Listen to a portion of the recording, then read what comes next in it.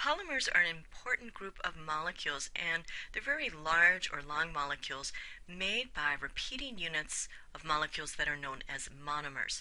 So for example, in biology, you've probably learned about DNA. DNA is a polymer made up of repeating units of nucleotides. Proteins are polymers made up of repeating units of amino acids. So we're going to look at polymers made from repeating units based on alkenes. So many simple alkenes undergo polymerization reactions, which means they form polymers. For example, ethylene yields polyethylene, propylene yields polypropylene, styrene yields polystyrene. And these polymers are really important to us because they have very valuable characteristics. They're moldable. For example, these first two polymers are used in making bottles and packaging and all sorts of things that we typically see in the stores that are made of plastic. And styrene yields polystyrene, which we may know as styrofoam. So it has really excellent insulating properties.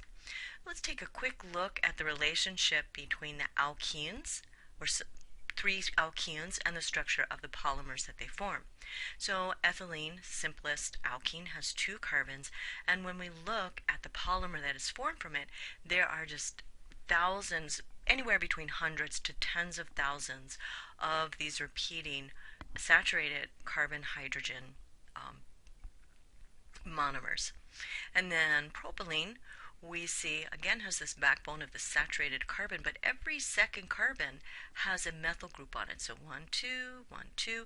And when we look at the structure of propylene, we see the C2 of propene has a methyl group attached to it.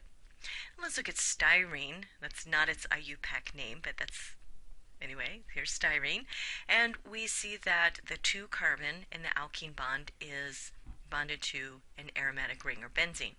And when we look at the structure of polystyrene, again we have these saturated carbon-hydrogen backbones, and every second carbon has this aromatic ring. So 1, 2, we have an aromatic ring, and in the polymer 1, 2, we see that aromatic ring. So we see this pattern of the double bond forming a single bond in the polymer, and whatever is attached to this 2 carbon in the alkene bond ends up being a branch in the polymer.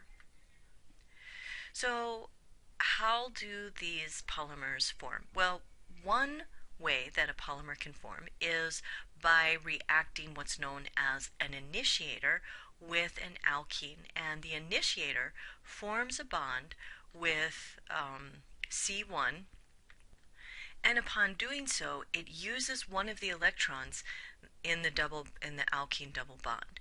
So C2, which has the branch on it, or that something other than hydrogen typically, C2 now only has 1 electron, and that's known as a free radical, and it's also known as electron poor. It's looking for another electron, and it's incredibly reactive.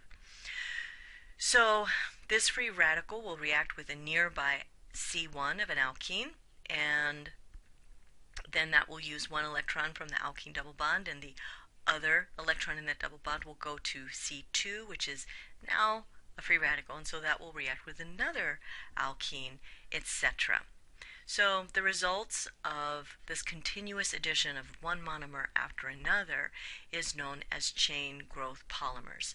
And so we typically, because they can be hundreds or thousands of units long, we'll put a little n here with the repeating subunit to tell us an average number often of how many repeating subunits there are.